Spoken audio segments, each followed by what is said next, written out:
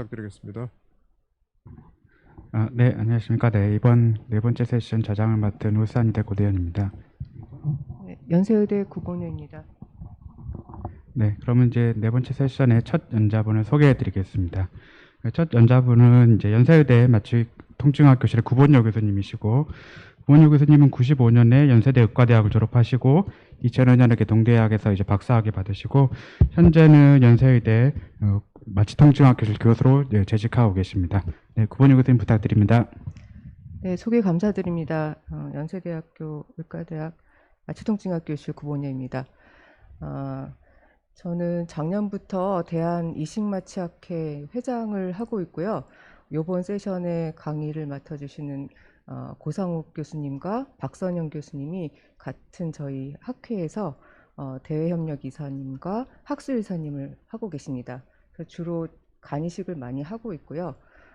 그래서 저희가 굉장히 많은 피를 쓰고 있기 때문에 아마도 이번 세션을 맡게 된 것 같습니다.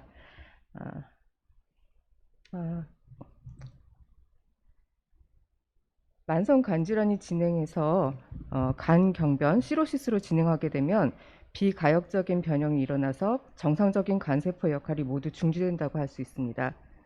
일반적으로 ESLD 환자의 응고 장애라고 하면 응고 인자들의 결핍을 떠올릴 것입니다. 대개 FFP를 통해서 이렇게 결핍된 인자들을 리플레이스먼트 하는 데에 초점을 맞춰서 처치를 하게 됩니다. 그러나 ESLD 환자의 응고 장애는 이보다 훨씬 더 복잡합니다. 간 경변 환자는 엔티코아귤런트와 프로코아귤런트 프로세스 둘 다에 중대한 결함이 있습니다. 그래서 이런 환자들의 처치는 매우 복잡하고 패소피지올로직 프로세스를 잘 이해하는 것이 필요합니다. 게다가 간 질환의 다양한 원인과 간 질환이 진행되는 속도 또한 이러한 간 경변 환자의 히모스태틱 프로파일에 영향을 줍니다. 정상 코아귤레이션 프로세스를 보면 간은 정상 클라팅 프로세스와 관계된 다양한 단백질을 합성합니다. 코아귤레이션 팩터, 파이브로노젠, 플라스미노젠 이런 것들 다 간에서 생성되게 됩니다. 혈관 내피세포가 손상된 자리에 본 율레프렌드 팩터가 노출되면 혈소판을 활성화시켜서 혈소판 응집이 일어나게 됩니다. 혈관 내피세포 손상은 티슈 팩터와 콜라겐도 노출시켜서 팩터 7과 바인딩이 일어나게 하고 후속적으로 코아귤레이션 캐스케이드가 액티베이션 되게 됩니다. 결국에는 팩터 2인 스롬빈이 다량으로 생성되고 이 스롬빈이 파이브로노젠을 파이브린으로 변환시키고 파이브린은 폴리머를 이루어서 파이브린 메쉬를 형성하고 클랏을 앙정화시키게 됩니다. 마지막 단계로는 클랏을 디졸루션, 용해시키는 파이브론 라이시스가 일어납니다. 팩터 12A와 티슈 플라스미노젠 액티베이터 유로카이네이즈 등에 의해서 플라스미노젠이 플라스민으로 컨버팅되고 이 플라스민이 파이브린을 파괴하고 클랏을 브레이크다운 시키게 됩니다. 이 파이브론 라이시스는 과도한 클랏 형성을 막는다는 점에서 매우 또 중요합니다. 이러한 3대 코아귤레이션 프로세스의 기능이 간 경변 환자에서는 매우 심한 장애를 보이게 됩니다. 이러한 심각한 장애는 그다지 심하지 않은 인설트에 대해서조차도 메이저 블리딩과 메이저 클라팅 상태에 이르게 되고 종종 양쪽 모두가 다 발생하는 경우도 있습니다. 이러한 응고장애는 마취과 의사에게 매우 중요한 의미를 가지고 특히 간이식 마취를 하는 경우에 특히 그렇습니다. 이번 강의를 통해서 ESLD 환자의 교란된 히모스테시스 병태 생리와 응고 시스템 이밸루에이션에 있어서 문제점 등에 대해서 알아보고자 합니다. 말기 간질환 환자의 코아귤로패티를 한마디로 정의하자면 클라팅과 블리딩 임밸런스라고 할 수 있습니다. 혈소판과 간에서 생성되는 많은 응고인자들의 양과 질에 있어서 모두 변화가 되어 있습니다. ESLD 환자들은 블리딩과 스롬보시스, 혈전 둘 다의 경향을 띠게 됩니다. 프로코아귤런트 프로세스와 엔티코아귤런트 프로세스 둘 다에 일어나는 이러한 교란이 ESLD 환자의 복잡한 코아귤레이션 프로파일의 원인이라고 생각할 수 있고 세심하게 고려할 필요가 있습니다. 혈관이 손상되면 먼저 혈소판이 노출된 본 윌레프렌드 팩터하고 콜라겐에 의해서 활성화되고 그 다음으로 본 윌레프란드 팩터와 인터랙션을 하게 됩니다. 그러므로 플래틀릿이 맨 처음 작용하는 매우 중요한 인자라고 할 수 있습니다. ESLD 환자에서는 보통 플래틀릿이 많이 감소되어 있는 트롬보사이토페니아를 보이게 됩니다. 이는 포탈 하이퍼텐션에 의한 컨제스티브 스플레노메갈리 때문에 발생합니다. 그래서 혈소판은 보통 3만에서 한 10만 정도를 보이고, 이런 양적인 혈소판 결핍뿐만 아니라 혈관 내피세포에서 NO, 나이트릴 옥사이드나 프로사이클린 이런 것들 생성이 증가돼서 혈소판의 응집을 방해하게 됩니다. 또 스롬보사이토페니아와 플래틀릿 디스펑션뿐만 아니라 아담 TS13이라고 하는 인자가 감소되어 있어서 클랏이 제대로 형성되지 못하는 데 일조하게 됩니다. 원래 아담 TS13은 플래틀릿과 본 윌레프란드 팩터의 바인딩을 자르는 역할을 하는데, ESLD 환자에서는 아담 TS13이 감소되어 있어서 울트라 라지 본 윌레프란드 팩터가 증가되어 있고, 이것이 혈소판 응집을 촉진합니다. 이러한 변화가 간 경변 환자에서 혈소판 기능을 노멀라이징 시키는 데 도움이 되는 것처럼 보입니다.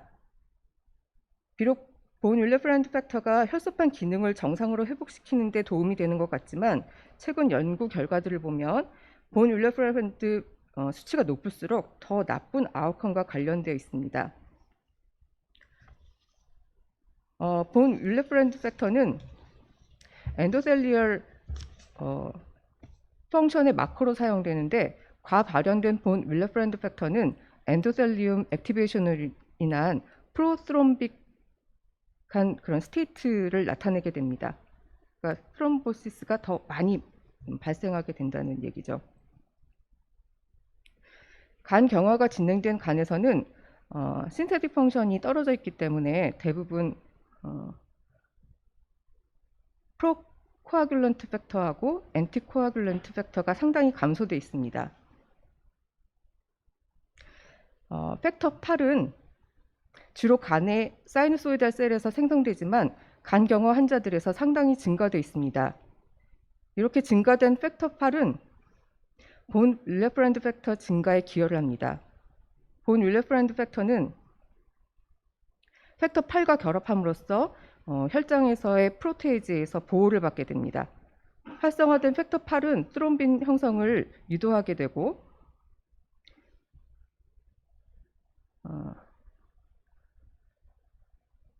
이렇게 트롬빈이 증가돼서 베너스 트롬보 엠볼리즘 발생 증가와도 연관이 됩니다. 트롬빈은 팩터 8을 활성화시키는데, 간 경변 환자들을 분석한 결과 팩터 8은 증가되어 있고, 이뿐만 아니라 프로테인 C는 또 감소되어 있어서 하이퍼코아귤러 스테이트를 나타냅니다. 간 경변이 더 심해질수록 이런 변화는 더 강화되고, 클래스 AB 환자에 비해서 클래스 C 환자에서 더 심한 하이퍼코아귤러빌리티 스테이트를 나타낸다고 할 수 있습니다. 파이브리노젠은 간에서 만들어지고 매우 중요한 코아귤레이션 프로테인입니다.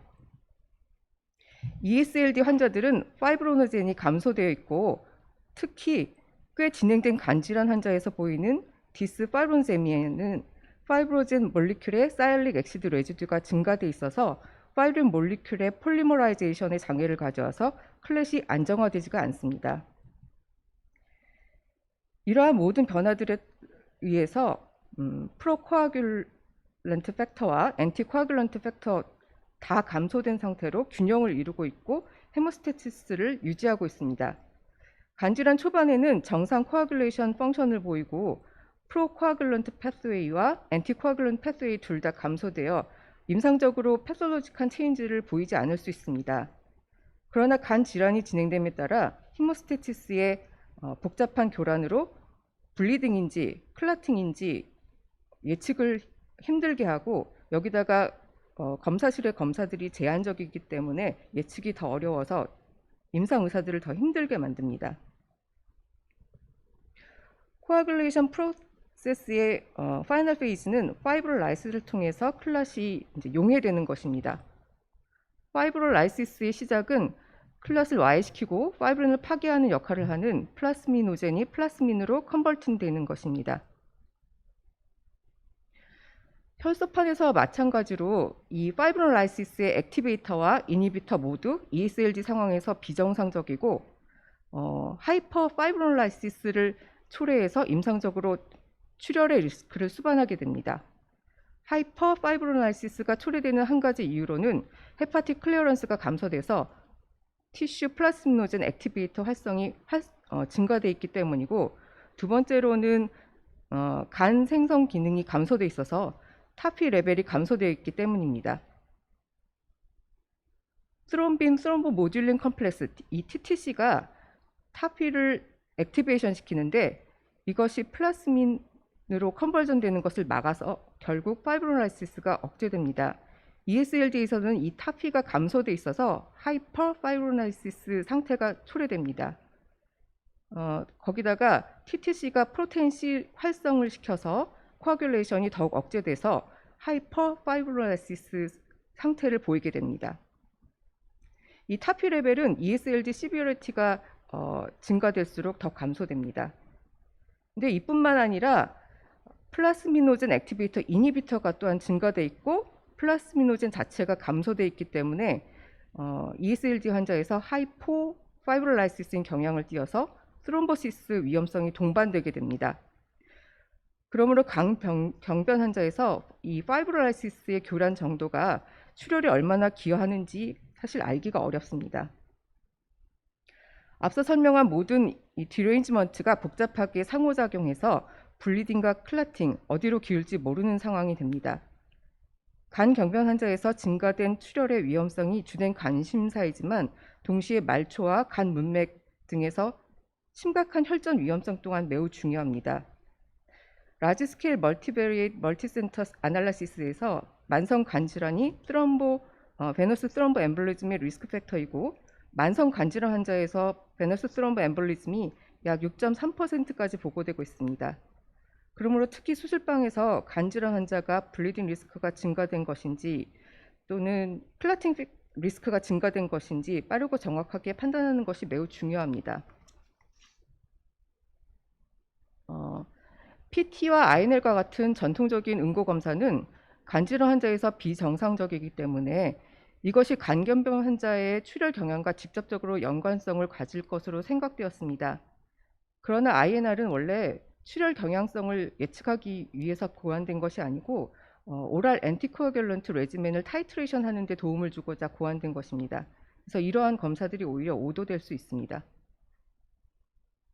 사용된 스롬보플라스틴 어세이, 거기에 따라서 동일한 환자에서도 PT INR 값이 상당한 차이를 보이게 되고 최대 최소 INR 민 디퍼런스가 4.8포인트까지 차이를 보이기도 합니다.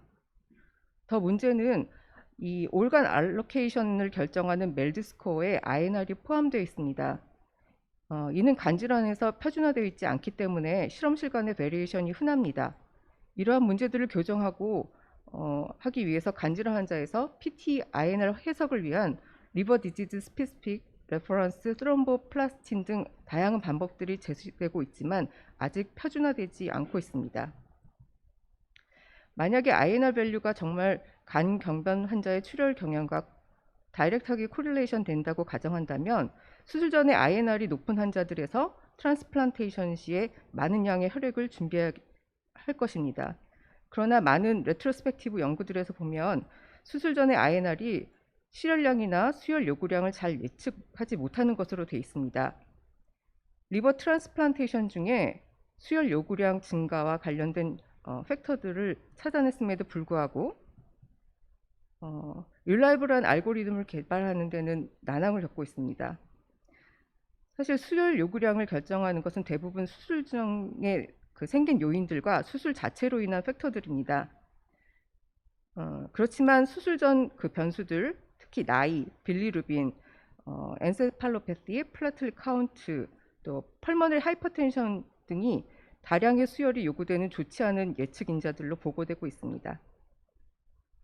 마지막 슬라이드입니다. 정리하자면 크로닉 리버 디지즈의 코아귤로패시는 다양한 프로코아귤런트 프로세스와 엔티코아글런트 프로세스의 디레인지먼트가 복합적으로 일어나 매우 복잡합니다. 즉 ESLD는 블리딩과 클러팅의 리스크가 동시에 증가되어 있습니다. 그에 따라 ESLD의 코아귤로패티의 어세스먼트와 매니지먼트가 모두 어렵습니다. 간이식의 수술과 마취 테크닉이 지난 20여 년 동안 많은 발전을 이루어서 수술 중에 수혈량이 매우 감소된 것이 사실입니다. 또한 PT와 INR과 같은 전통적인 검사법에서 TEG나 로텐과 같은 새로운 펑셔널 비스코 엘라스틱 측정으로 전환돼서 간질환 환자의 수술 시에 많은 도움을 주고 있습니다. 제가 준비한 내용은 여기까지고요. 이러한 내용에 대해서 다음에 고상욱 교수님과 박성현 교수님께서 강의를 해주시겠습니다. 감사합니다. 네, 구본열 교수님 강의 감사합니다. 이번 세션도 지난 세션과 마찬가지로 세 연재를 모두 듣고 난 후에 한꺼번에 질의응답을 하도록 하겠습니다. 다음 두 번째 연자분을 소개해드리겠습니다. 두 번째 연자분은 성균관의대 마취통증의학과의 고상욱 교수님이시고요.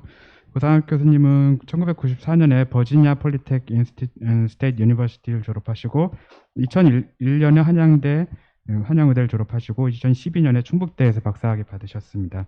현재는 삼성서울병원 마취통증학과의 부교수로 재직하고 계십니다. 네, 고상욱 교수님 부탁드립니다. 네, 안녕하세요. 소개 감사드립니다. 우선 이렇게 강의를 할 수 있는 기회를 주셔서 정말 감사드립니다. 제가 오늘 준비한 내용은 그 리버 트랜스플란테이션과 하페티 리섹션 때 사용될 수 있는 페리오피 PBM 방법에 대해서 소개를 해드리도록 하겠습니다. 다들 아시다시피 그 리버 디지즈는 전반적인 시스테믹 올겐을 침범을 하게 됩니다. 특히 헤머톨로직 앱노멜리티를 야기를 하는데요. 대표적으로 어니미아와 트롬보사이토페니아 그리고 코애귤레이션 디스오더를 유발을 하게 됩니다. 이런 어니믹 환자가 LT나 리버 리섹션을 받는 경우에는 블리딩의 리스크가 굉장히 증가를 하게 되고 트랜스퓨전의 리스크 또한 굉장히 상승을 하게 되겠습니다. 이 연구는 헤파텍토미 환자에서 수술 전의 어니미아와 포스트오피 아웃컴에 대한 연관을 보는 연구가 되었습니다. 12,987명 환자에서 4,260명, 즉 32.8%의 환자에서 프리오피 어니미아가 발견이 되었고 이 어니믹 환자가 아페틱 리섹션을 받았을 경우에 메이저 몰비더티와 시리어스한 컴플리케이션의 인시던스가 굉장히 증가한 것으로 되어 있습니다.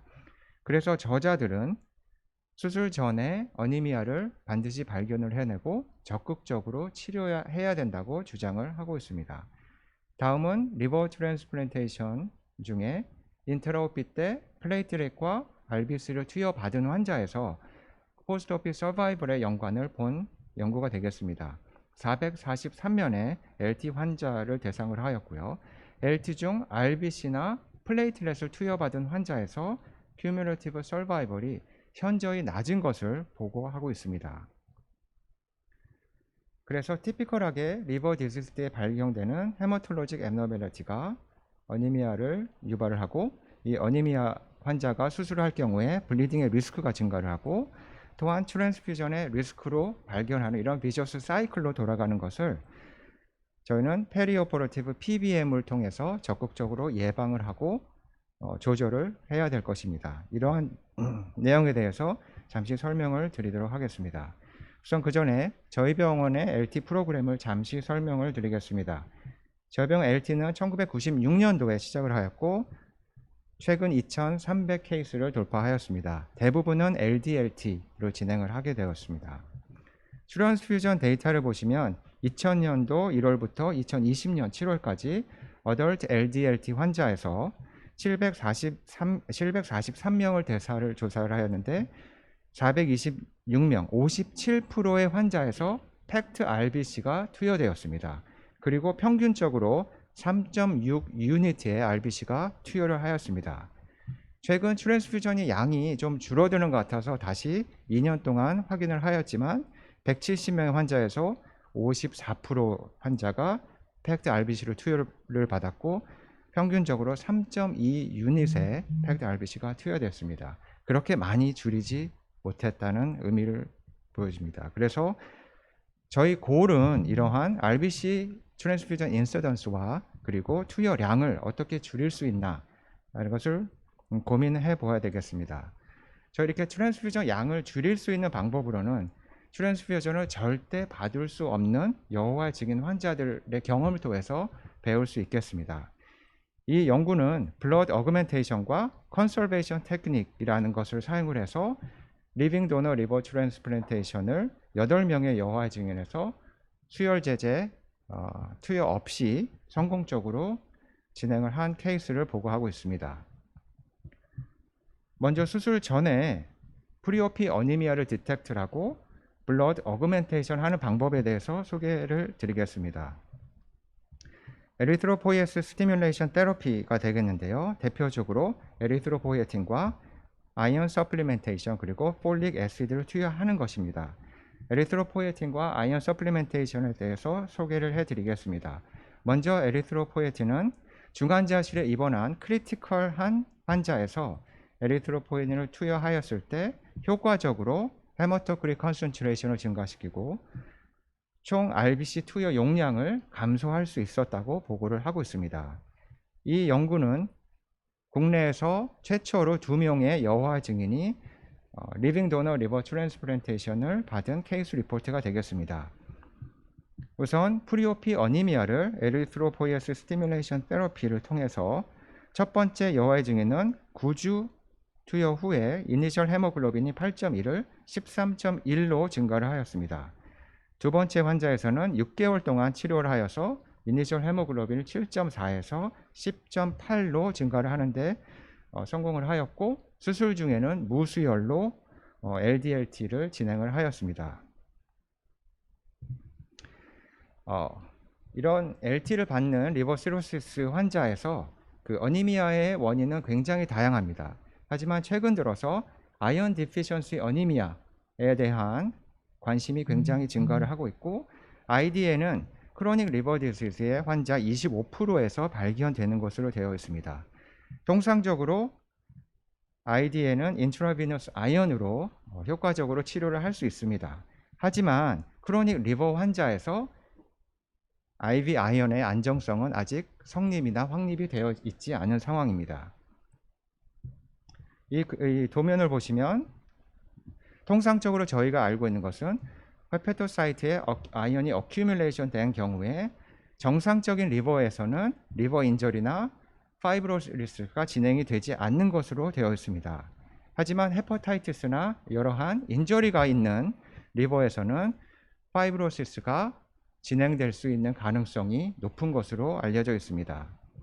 하지만 최근 들어서는 이런 아이언 인듀스드 리버 인저리에 대한 컨셉이 조금 바뀌고 있는데요.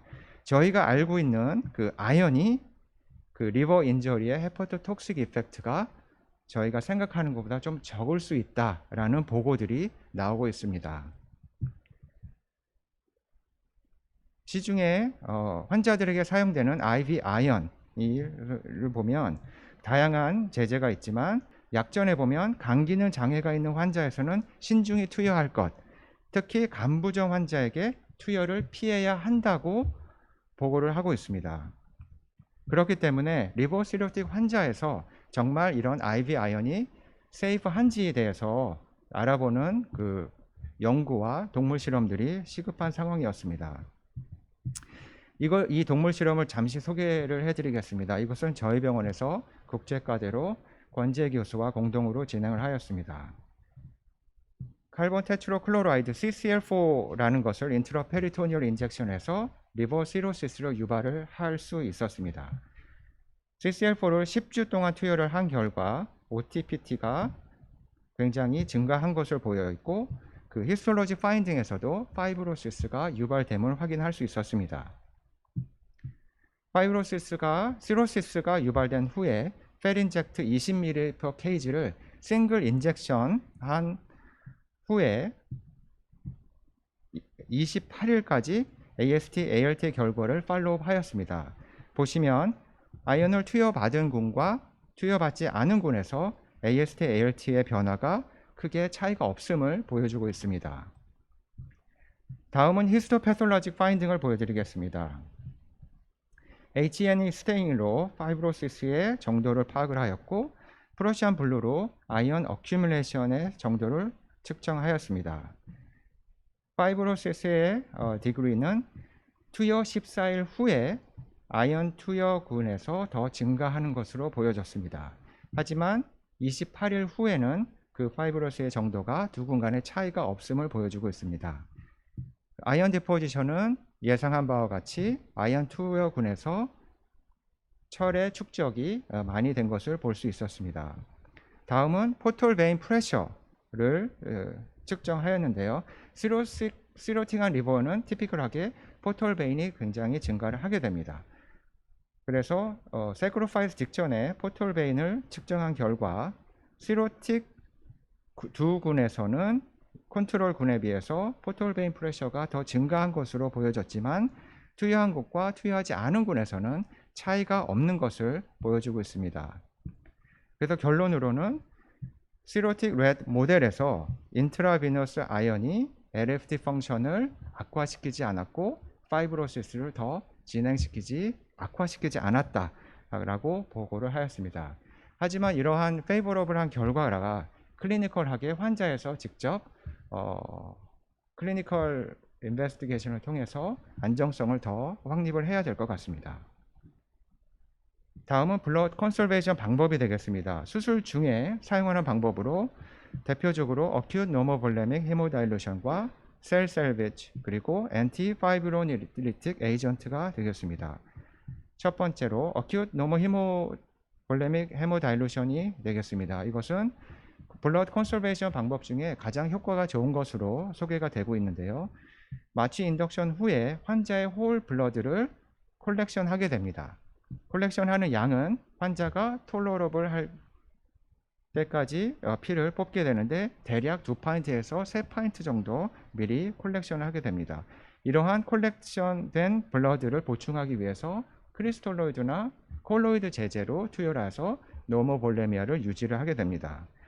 그리고 수술 중에 피가 나는 경우에 적절한 타이밍 때 이 콜렉션된 피를 다시 투여를 하면 되는 방법이 되겠습니다.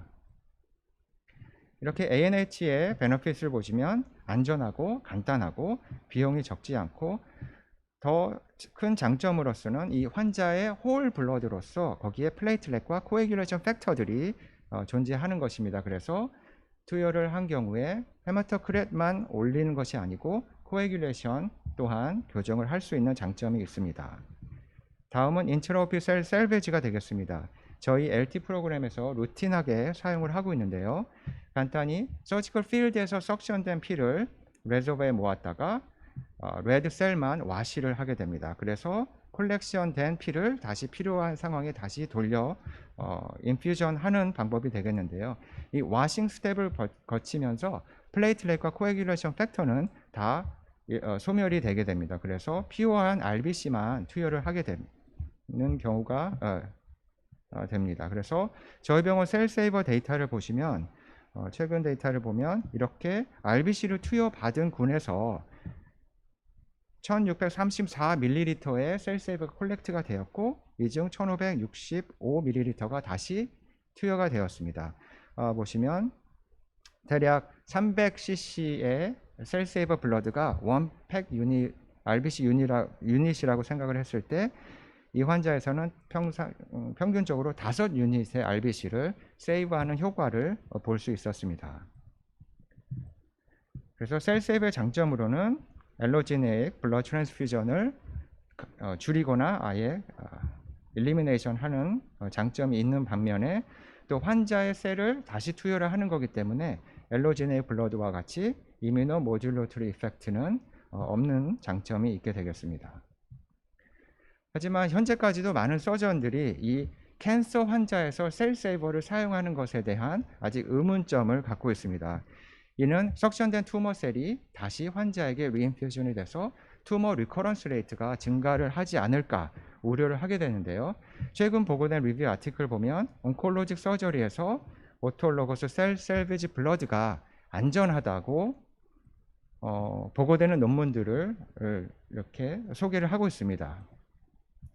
여기서 보면 저희 병원 한상비 교수가 최근에 퍼블리시한 내용인데 HC 환자에서 모여진 셀세이버 블러드를 이렇게 루코사이트 디플레이션 필터를 통해 걸러내게 됩니다. 투머 셀들을 걸러내게 됩니다.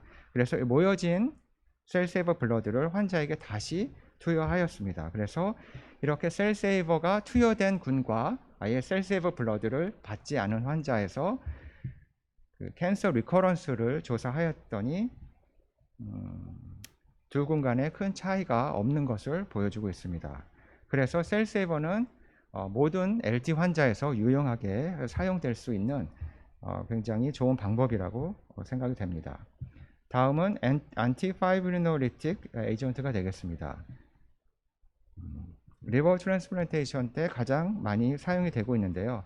흔히 트랜세믹 애시드를 사용하고 있습니다. 이 연구에서는 트랜세믹 애시드를 사용하였을 때 RBC와 FFP 트랜스퓨전 리ኳ어먼트가 현저히 감소했다고 보고를 하였고, 저희가 우려하는 헤파틱 아터리 트롬보시스나 비너스 트롬보 엠볼리즘 혹은 페리오퍼러티브 몰텔러티의 변화는 증가는 없었다고 보고를 하고 있습니다.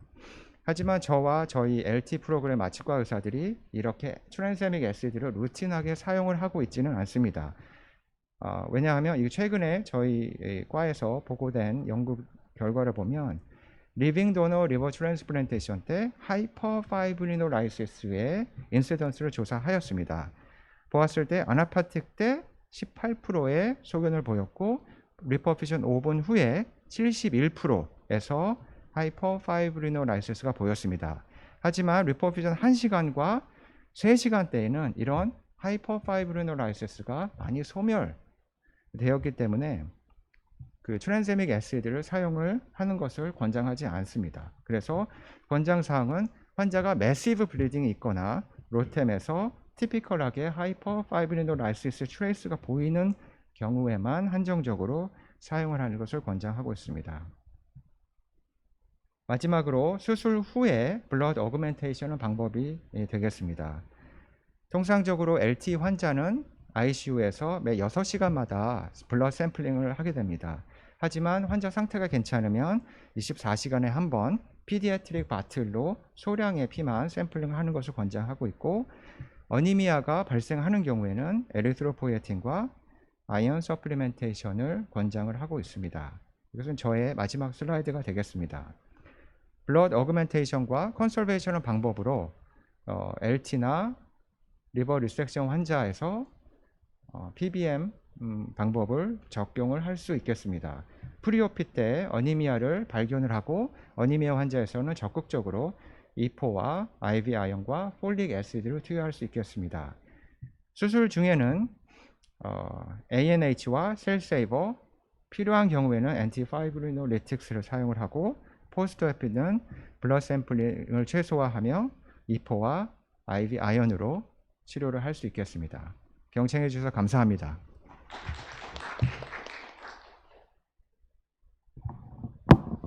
네, 마지막 연자를 소개해드리겠습니다. 박선영 교수님은 순천향의대 마취통증의학과에 재직하고 계시고요. 2003년도에 이화여자대학교 의과대학을 졸업하시고 2008년도에 순천향 의과대학 석사, 2017년에 박사학위를 취득하셨습니다. 강력으로는 2010년도부터 전임 강사로 순천향 서울병원에 계시고 2018년부터 부교수로 순천향병원 서울병원에 계속 마취통증학과 교수로 계십니다. 강의 부탁드리겠습니다. 네, 소개해 주셔서 감사합니다. 저는 앞에 간이식 수술에서 앞 강의에서도 잠깐 소개된 그 비스코일라스틱 코아귤레이션 테스트, 그것의 제한점에 대해서 말씀드리려고 합니다. 비스코일라스틱 코아귤레이션 테스트는 이제 여러 장비로 검사할 수는 있지만 국내에 나와 있는 건 이렇게 TEG, 로템 두 가지 장비가 있고요.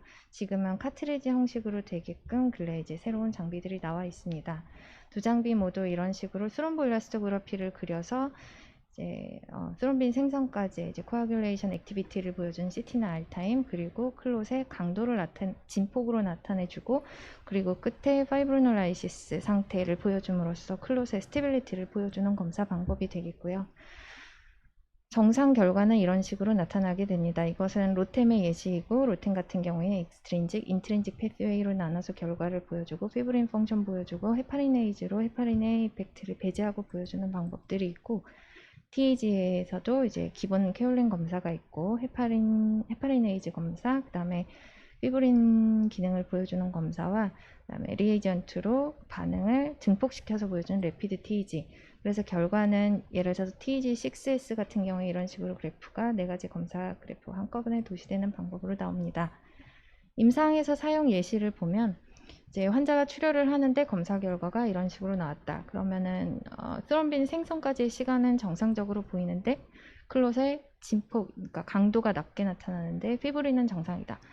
라면 PLT 펑션에 문제가 있겠구나라고 추정을 할 수가 있겠고 블리딩이 나는데 이런 식으로 나왔다. 그러면 강도는 괜찮아 보이는데 스럼빈 생성까지 시간이 딜레이된 것으로 봐서 벡터에 문제가 있겠구나 이런 식으로 판단, 추정을 하고 처치를 할 수 있습니다.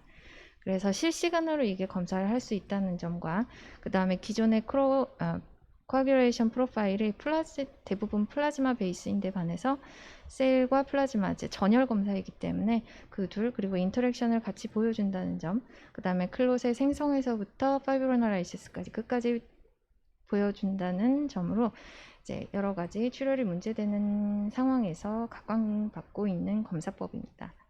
네, 제한점이 있는데 첫 번째는 이제 릴라이어빌리티.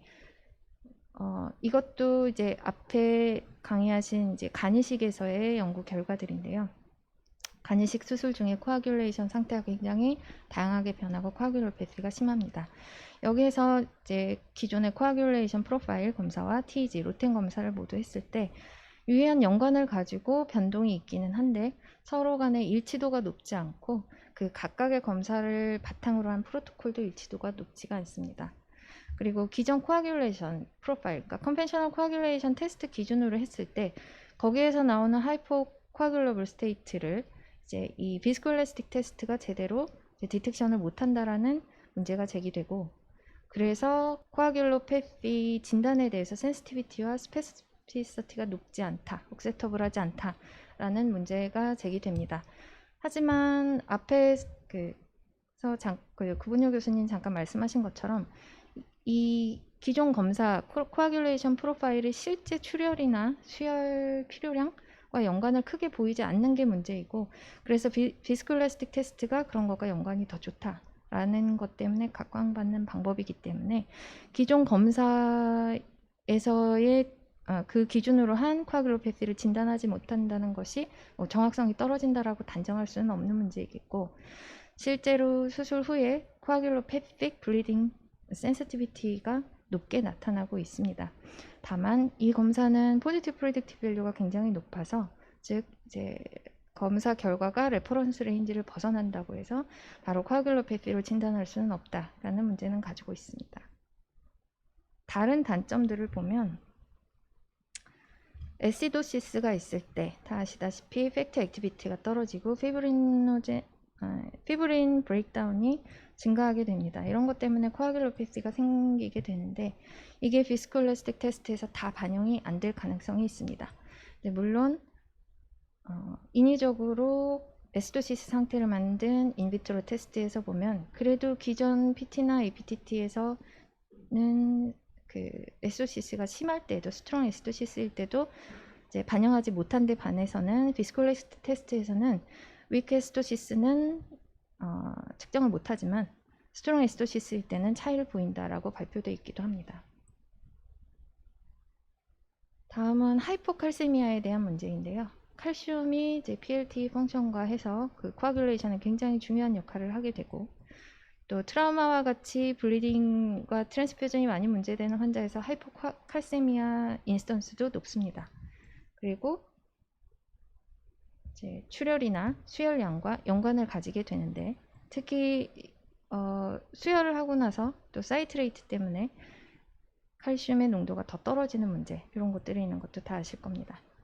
근데 비스콜레스틱 테스트를 할 때 사이트레이티드 샘플을 사용하는 검사들이 많은데 그렇게 되면은 리에이전트 결과를 보여주기 전에 이제 리칼시피케이션 작용이 있기 때문에 하이포칼세미아 때문에 생긴 하이포코아귤레이션은 이제 결과에 나타날 수가 없습니다. 하지만 이제 사이트레이티드 샘플을 사용하지 않는 검사도 있는데 그 검사를 할 때는 비스콜레스틱 테스트에서 이제 PLT 펑션과 그 클롯 강도 그 나타내주는 이제 진폭 이것과 하이포칼세미아 그러니까 칼슘의 컨센트레이션과 유효한 연관을 보이고 그리고 이제 예측도도 높다라고 되어 있기도 합니다. 그 다음 체온의 문제에서도 하이포서미아가 코아귤레이션 팩터의 액티비티를 떨어뜨리고 스롬빈 생성 딜레이를 시킬 수 있는데 특히 34도 아래로 떨어지게 되면 급격한 차이를 보이게 됩니다. PLT 어그리게이션에서도 같은 현상이 나타납니다. 근데 물론 검사 온도를 달리하면 이게 검사 비스콜레스틱 테스트 검사 결과에 반영이 되기는 합니다. 하지만 문제는 임상에서는 보통 37도 세팅 값을 정해놓고 그 상태에서 검사를 돌리기 때문에 하이포서미아 때문에 생기는 코아귤로패스는 결과에서 반영이 안 될 수 있습니다. 그다음에 하이프로파이브로널라이시스 물론 비스콜레스틱 테스트가 파이브로널라이시스까지 보여준다는 게 큰 장점이기는 한데 그렇지만 로우 그레이드 하이퍼파이브로널라이시스일 때는 이를 제대로 반영해주지 못하지 않는가 논란이 있습니다. 그래서 다른 파이브로널라이시스 어세스인 이제 플라스민, 안티플라스민 컴플렉스나 디다이머가 증가하는 모더레이트의 하이퍼파이브로널라이시스일 때 비스콜레스틱 테스트에서는 이를 반영하지 못한다라고 되어 있기도 합니다. 또 문제가 되는 게 PLT로 인한 교란 현상인데요. 이거는 물론 이제 피지올로직한 게 아니고 인비트로 테스트에서 인위적으로 플래틀렛 리치 플라즈마를 만들어서 검사를 한 건데 위는 그냥 검사를 한 거고 아래는 안티플래틀렛 에이전트를 써서 PLT 펑션을 배제하고 보여주는 결과입니다. 보면 실제로는 하이퍼파이브로널라이시스 문제가 없는데 PLT 카운트가 높은 샘플에서 보면 시간이 지나면서 클롯 리트랙션 효과 때문에 이게 실제로는 없는 파이브로널라이시스가 있는 것처럼 하이퍼파이브로널라이시스가 있는 것처럼 오판될 여지가 있습니다. 더 문제가 되는 건 이거는 아까 똑같은 세팅에서 TPA를 써서 인위적으로 하이퍼파이브로널라이시스 상태로 만들어 놓고 검사 결과를 보여준 건데 보면 PLT 농도가 높아지면 이런 현상이 마스킹되는 문제 그래서 하이퍼파이브로널라이시스를 제대로 진단하지 못하는 문제도 가지고 있습니다. 그리고 또 비스콜레스틱 테스트의 중요한 장점이 결과를 빨리 볼 수 있다, 실시간으로 빨리 볼 수 있다인데 파이브로널라이시스 원래 이렇게 표준치는 이제 60분 후에 나옵니다. 그래서 이걸 좀 더 빨리 보기 위해서 30분과 45분의 수치를 이제 대체해서 쓰기도 하지만 이런 예시에서처럼 50분 지나서야 이제 증상이 나타나는 경우에는 결국 결과 얻는데 1시간 넘게 걸린다라는 문제가 있을 수 있습니다. 그래서 이런 상태를 하이퍼파이브로널라이시스나 하이포파이브로널라이시스를 좀 더 정확하게 판별할 수 있는 다른 검사를 추가할 수는 있기는 하지만 사실 임상적으로 잘 못 쓰는 방법이거나 아니면 이 GFC 같은 경우에는 3시간 넘게 걸릴 수 있기 때문에 결과적으로는 임상에서 실시간 적용하기에는 그래도 비스콜레스틱 테스트가 유용하다고 볼 수 있겠습니다. 그다음에 PLT 펑션 면에서 봤을 때 이 검사를 돌리게 되면 스롬빈 제너레이션을 좀 더 증폭시키면서 검사가 진행이 됩니다.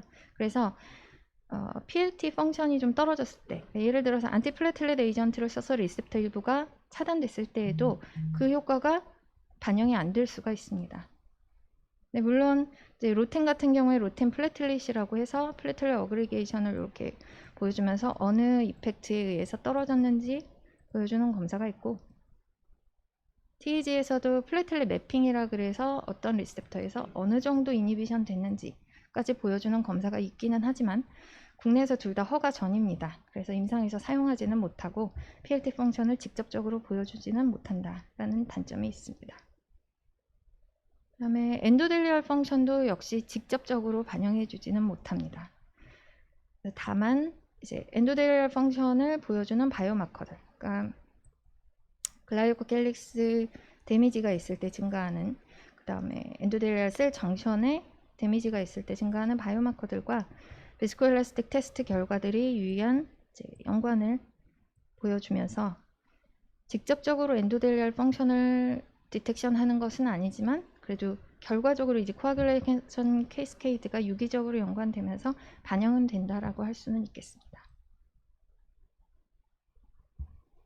다음은 헤파린 이펙트인데요. 앞에 강의에 나온 이제 LT 같은 경우에는 특히 리퍼퓨전 끝나고 헤파리노이드 때문에 굉장히 헤파린 이펙트가 강하게 나타나는 경우도 있는데 이게 이제 좀 강하게 나타날 때가 아닐 때는 약할 때는 이 리에이전트에 헤파린 이니비터가 기본적으로 섞여 있으면 이게 억제가 되면서 마스킹 될 수가 있고 또 아까 그 리퍼퓨전 때처럼 급작스럽게 막 증가하는 경우에는 아예 검사가 플랫하게 나와버리는 경우도 있습니다. 물론 이럴 때는 이제 헵템이나 아니면 헤파리네이즈 검사를 해서 이게 헤파린으로 인한 이펙트이구나를 판별하면 되는데 그러기 위해서는 이 임상 상황을 파악을 하고 헤파린 검사 같이 들어가야 된다는 걸 이제 선택을 할 수 있어야 됩니다. 이렇게 검사가 좋은 검사라고 해도 임상적으로 적용을 잘 하는 게 중요한데 ESC도 간이식 수술입니다. 현재 리퍼퓨전 끝나고 나서도 그리고 베이스라인도 코아귤레이션 상태가 너무나 괜찮았고 리퍼퓨전 후에도 몇 시간 동안 괜찮아서 코아귤로패시가 문제는 아니겠구나 라고 안심을 해버리고 좀 방치를 했죠. 근데 블리딩 텐던시가 계속 있고 이게 블리딩 포커스를 못 찾는 건지 코아귤로패시인지를 잘 모르다가 2시간이나 지나서야 게다가 그로부터도 1시간 지나서 하이퍼파이브로놀라이시스가 문제가 있구나 라는 걸 파악하고 처치한 그러니까 이런 식으로 하게 되면 검사도 결과도 늦게 나타나고 처치가 늦어지는 문제도 있을 수 있습니다. 그래서 이제 실시간으로 뭐 예민하게 결과를 보여준다는 비스코엘라스틱 테스트를 했는데 그건 정상인데 환자가 출혈을 한다. 우선 해야 될 건 비스코엘라스틱 테스트에서 잘 안 나타날 수 있는 그리고 기본적으로 코아귤로패시를 유발할 수 있는 기본적인 조건은 잘 맞춰줘야 된다는 거. 그러니까 에시도시스 방지해줘야 되고 칼슘 리플레이스먼트 충분히 해주고 당연히 노모서미아 유지하기 위해서 최선의 노력을 해야 합니다. 그 다음에 하이퍼파이브로놀라이시스나 아니면 PLT 펑션의 문제는 제대로 반영이 안 될 수 있다는 걸 고려해줘야겠고 그 다음에 그 임상 상황에 맞춰서 어떤 검사 종류를 해야 할지 그 다음에 검사 앞에 예시에서처럼 검사 이전의 검사 결과가 괜찮다고 방치하거나 하지 않고 적당한 타이밍에 빨리빨리 해주는 것이 그래서 처치가 빨리 들어갈 수 있게 해주는 것이 중요하겠습니다. 경청해 주셔서 감사합니다.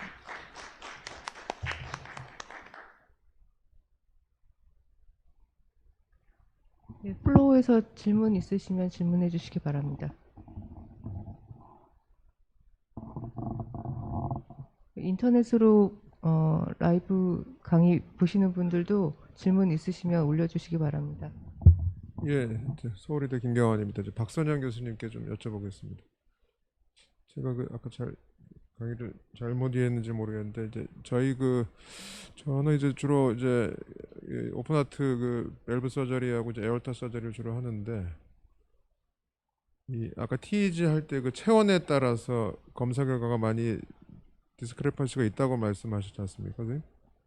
그럼 만약에 TEG 샘플을 넣으면 바로 그 샘플의 온도가 같이 나오는 겁니까? 그 기계의 예. 세팅 값을 조절을 할 수는 있는데요. 보통 임상에서 쓸 때는 그거를 검사할 때마다 조절을 안 하니까 네. 아마 대부분은 37도로 맞춰놓고 쓰실 겁니다. 37도로 맞춰놓고 쓰고 수술을 하는데 환자가 저희가 펌프를 끈 다음에도 블리딩이 계속돼서 보통 뭐 수술하고 이제 한두 시간 내에 다 닦고 나와야 되는데 환자에 따라서는 대여섯 시간 피만 잡고 있는 경우도 있거든요. 네. 이제 저희들끼리는 그런 걸 이제 인건비도 안 나온다고 얘기를 하는데 그럴 때 그 체온이 되게 보면 이제 한 33도, 35도 전후일 때가 많은데 그럼 그때 샘플을 넣으면은 그게 어떻게 나온다는 거죠? 37도로 맞춰놓고 네, 이 블라드는 34도짜리가 들어가면 TEG 결과는 만약에 어브노말인데도 정상으로 나올 수 있다는 거죠. 그 네. 말씀이신 거죠? 네. 그러니까 다른 코아귤로패시 네. 하나도 없이 그냥 저체온 때문에 생긴 블리딩 텐던시인데 예. 그럼 검사를 할 때는 이 온도를 37도로 보정을 해버리기 때문에 예. 그로 인한 문제는 검사 결과에 안 나온다는 그러니까 거죠. 저는 그 얘기를 듣고 궁금했던 것이 이 블러드 샘플 자체의 템퍼레처를 디텍트를 할 수 있으면 이게 온도에 의한 디스크레펀시다라는 거를 기계가 줄 수 없는 건지 전 그게 좀 궁금했거든요. 그걸 꼭 왜냐하면 보고 이제 수술하다가 피는 무지하게 나는데 검사 정상이라 그러면 그거보다 진짜 저희끼리 팩 돌 데가 없거든요. 근데 결국은 이제 수술을 하고 피는 계속 나고 검사는 정상이니까 그 이제 답은 이제 네가 수술을 잘못한 거다. 뭐 그 얘기거든요. 그래서 이제 그런 얘기를 쭉 듣다 보면 이제 막 지칠 때가 많은데 저는 그냥 지금까지도 잘못 알고 있었거든요. 기계를 넣으면 템퍼러처까지 딕트가 돼서 저기 노말이면 진짜 노말이다. 근데 우리가 이제 환자 데리고 나가서 체온 뭐 다 덮어주고 해가지고 또 노멀화 시키고 한두 시간 있다 보면 어느 순간엔 다 멎어 있는 경우가 많아서 저는 그동안 잘못 알고 있었던 것 같습니다. 예, 감사합니다. 그래서 그때는 샘플의 온도를 측정한다기보다 저희 그런 수술을 하실 때는 당연히 심장 수술하실 때는 코어 템퍼레처 다 재고 있을 거거든요. 그래서 그걸 기준으로 그래서 하이포서미아로 인한 코아귤로패티를 진단하려고 하기보다는 기본적으로 그거는 맞추고 시작해야 된다라고 생각합니다. 그 고상욱 교수님한테 질문드리겠습니다. 아까 그 곽상현 선생님도 말씀하셨는데 굉장히 늦게 그 파이브럴 라이시스가 나오는 경우는 그럼 플라스민이 나중에 액티베이션 돼서 그런 건가요? 아니면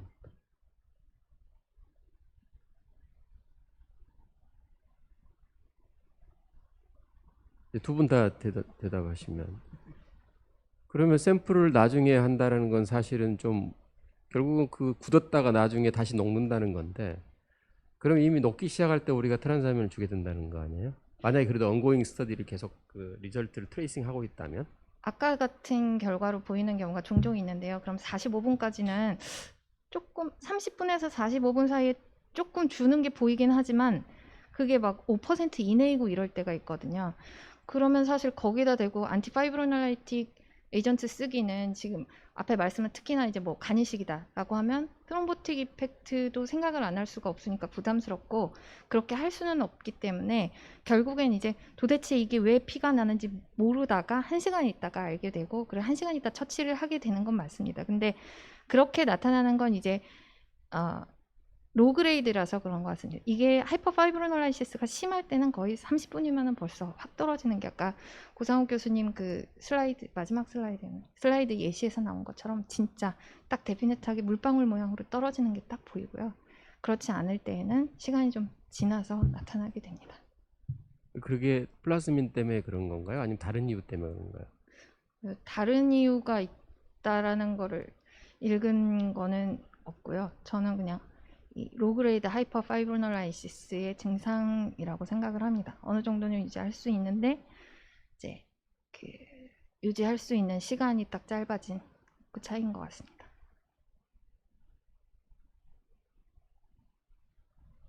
대부분 저희가 경험적으로 보면 그 3시간 정도 되면 그 큰 문제가 없으면 하이퍼파이브리노시스가 대부분 소멸이 됩니다. 네. 왜냐하면 이제 트랜스플란트 된 리버가 펑션을 하면서 코아귤레이션 팩터를 만들고 안티코아귤레이션 팩터도 조절을 하기 때문에 3시간 후면 없어지는 경우가 많고요. 단지 그 리퍼피전 5분 후에는 거의 70%가 대부분의 환자에서 하이퍼파이브리노시스 상황을 보이기 때문에 이때 트랜스미 줘야 돼라고 오해를 안 하셨으면 그런 의미에서 슬라이드를 보여드렸습니다. 네, 그 저 삼성도 그럼 루틴으로 그러면 리퍼피전 할 때 하기 직전에 다 하시나요? 그 버튼 같은 거 네, 돌리나요? 네. 그럼 혹시 루틴으로 리퍼피전 전에는 하이퍼 코에귤러브를 하다가 리퍼피전 하고 나서 1, 2분 후에 샘플링 하면 하이퍼로 가 있는 경우가 좀 왕왕 있지 않나요? 그런 경우 별로 그런 없나요? 경우는 못 본 것 같습니다. 예, 네. 예, 감사합니다. 그리고 저 코멘트 하나 아까 김경환 교수님이 말한 거요. 수술실이 이제 일단은 보니까 그 리저널 템퍼러처가 문제인 것 같아요. 특히 아ortic 그라프트하고는 바깥쪽은 위에서 에어컨 날아오면 되게 차갑습니다. 리저널 템퍼러처가 문제가 된다고 말하는 유럽 의사들이 좀 있더라고요. 그래서 그 체온은 무조건 정상 온도가 돼야 되고요. 심지어 닫고 나가면 괜찮죠. 물론 눌러주니까 괜찮은데 그만큼 워밍되면 마이크로 서큘레이션이 되게 좋아지면서 아마 그런 것도 있는 것 같고요. 아까 뭐 박성현 교수님 굉장히 지적 많이 해주셨는데 그게 우리가 스트리 트라이어드 블리딩 하는 거 하이포칼세미아, 하이포더미아 또 뭐죠? 아까 하나 에시도시스 그게 교정이 돼야 되는데 사실은 검사 시기에 ABJ 금방 좋았다고 그래도 좀 바이탈 안 좋고 블리딩 안 좋고 금방 그 베이직 액세스 올라가잖아요. 그러면은 그렇게 되는 것 같아요. 특히나 템퍼러처는 이게 37도로 워밍을 해서 하기 때문에 진짜 그럴 수 있습니다. 35도, 저도 35도의 그런 경우는 많이 본 것 같아요. 다이섹션 하고 나면 처음에 리워밍해서 다 오른 것 같아도 다시 페리페럴 쪽이 잘 안 되면 또 떨어지잖아요. 그리고 수술방 환경도 좀 그런 것 같고요. 감사드립니다. 강의 잘 들었는데요. 고상욱 교수님께 질문 드리고 싶은 게 있는데 아까 이제 그 동물 실험을 하셨는데 사실 우리가 이제 임상 의사들이 IVIN을 썼을 때 이제 페리틴 수치나 이런 걸 실시간으로 검사해서 보지 않는 경우가 있기 때문에 이게 좀 오버유스 돼서 그런 그 아이언으로 인한 톡시시티가 생기는지 우려를 갖게 되는 게 사실인데요. 그러나 이제 정상적으로 우리가 저장 처리한 페리틴이 리버에 한 1000mg 정도 저장돼 있는데 그 IV 아이언 같은 경우는 이제 그 톡시시티를 감소시키기 위해서 코어 아이언의 그 카보하이드레이트가 둘러싸이는 형태가 돼 있고 이게 이제 IV를 한 다음에는 그 스프린의 마크로파지에서 얘가 이제 먹혀가서 그 아이언이 나와서 리버로 가는 그런 이제 통로가 되는 것 같은데요. 혹시 그 측정을 하실 때 그 어떤 형태의 철을 그 리버에서 측정을 하셔서 그걸 비교하셨는지 네, 궁금합니다. 저희에서는 그 리버에서는 아이언 어큐뮬레이션 된 프로션 블루 파인딩만 조사를 하였습니다. 그래서 실질적으로 아이언 농도를 재지는 않았고요. 그렇기 때문에 그 저희가 투여된 용량은 제조사에서 권장을 하고 있는 20ml/kg를 투여를 했고요.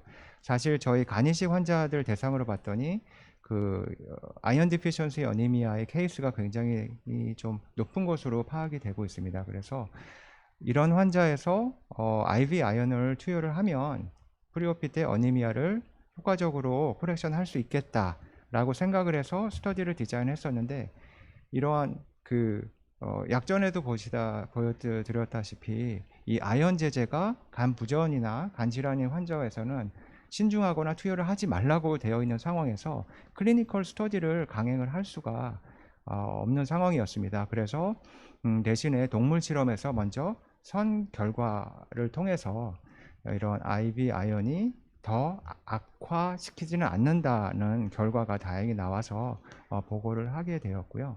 이 다음에 저의 결과를 다시 환자한테 적용을 하는 지금 숙제가 남아 있는데요.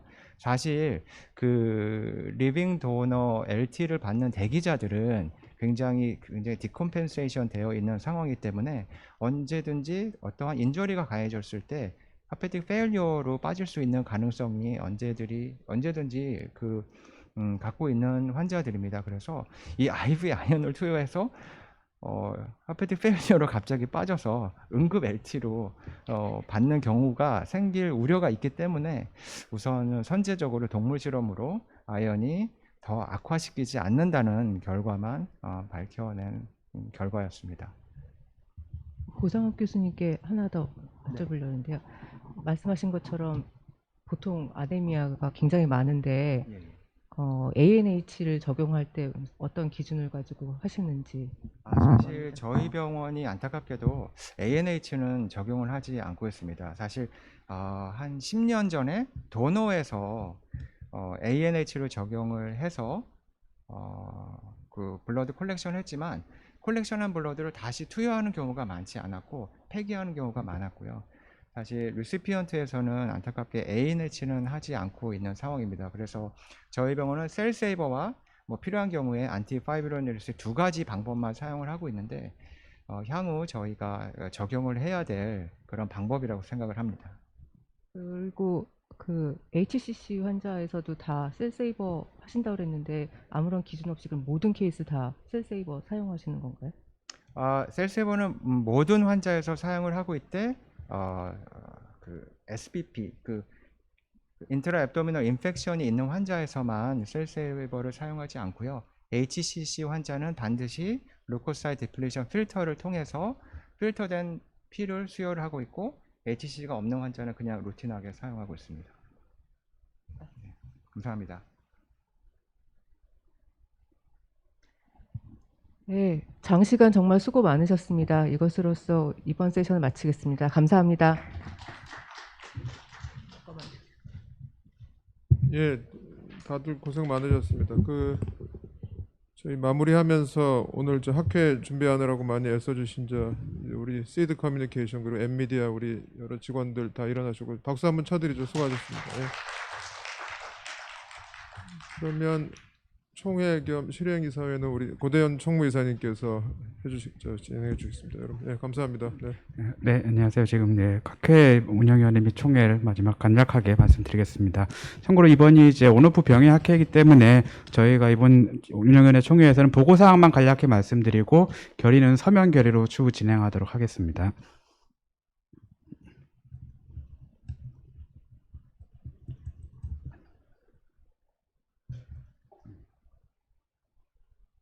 네, 먼저 이제 회장님 인사 말씀 있으시겠습니다.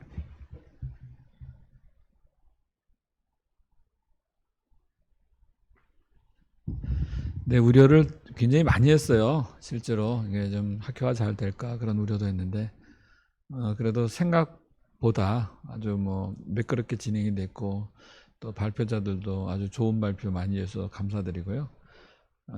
내년에는 이보다 상황이 더 좀 나아질 거라고 기대하면서 오늘까지 수고해 주신 많은 분들께 진심으로 감사드립니다. 네.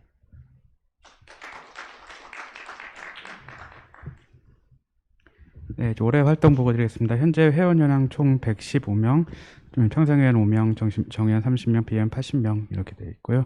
올해 1월 달에 이제 박정호 회장님 새로 취임하셨습니다. 그리고 6월 달에 이제 홈페이지 새로 이제 개편이 있었고, 6월 18일에 이제 팬데믹 상황에서의 환자 혈액 관리 중요성이라는 주제로 웨비나 개최를 했습니다. 그리고 오늘 이제 제6차 학술 대회가 개최되었습니다. 네, 올해 총 예산에서 수입은 5,753만 원이 되겠고요. 그 세부 내역은 이렇게 되어 있습니다. 그리고 아까도 잠깐 보여드렸는데 올 학회에 후원해주신 후원사분 여러분들은 이렇게 8업체가 후원을 해주셨습니다. 그리고 지출은 올해 총 이제 대략 4,500만 원 정도 예상이 되고 일단 홈페이지 제작에 850만 원 정도 소요가 되었고요. 웨비나에 470만 원, 그리고 오늘 학술대회 대략 한 2,200만 원 정도 지출이 예상되어 있습니다. 그 외에 이사회 회의, 사무국 비용 등등이 있어서 총 올해 이제 수입 지출 밸런스는 대략 한 1,200만 원 정도의 이제 포지티브 밸런스가 있을 것으로 예상이 되고 있습니다. 그리고 아까 말씀드린 대로 이제 오늘 원래는 토의를 해야 되는데 온오프 병행인 관계로 오늘 이제 제가 보고드린 운영위원회 총회 보고사항은 추후 이제 서면 결의 형태로 진행이 될 예정입니다. 네, 그럼 회장님 마지막 폐회사 부탁드리겠습니다.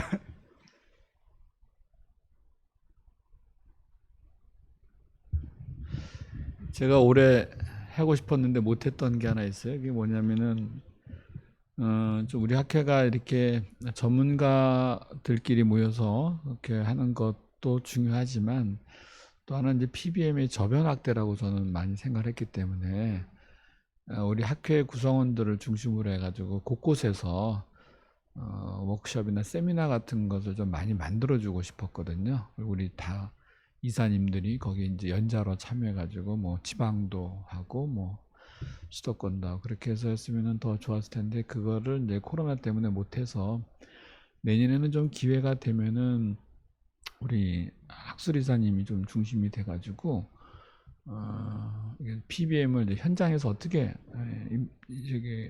적용하면 될지를 좀 몇몇 이사님들이 분야별로 자기 분야에 맡아서 이제 돌아가면서 좀 강의를 좀 다니고 멀리도 좀 가고 그런 일이 좀 있었으면 하는 그런 계획을 내년에는 좀 세워보고자 합니다. 그리고 오늘 좀 전에 말씀드렸다시피 아주 이게 보이지 않아서 그렇지 이게 온라인으로는 또 꽤 많은 분들이 나와 계십니다. 듣고 계시니까 그 정도로 만족하고 하여튼 대단히 감사합니다. 그리고 내년에 또 더 열심히 하도록 그렇게 노력하겠습니다. 네, 감사합니다.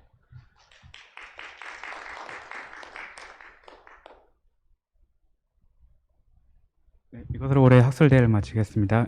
장시간 모두 수고하셨습니다. 감사합니다. 그리고 오늘 저녁 장소는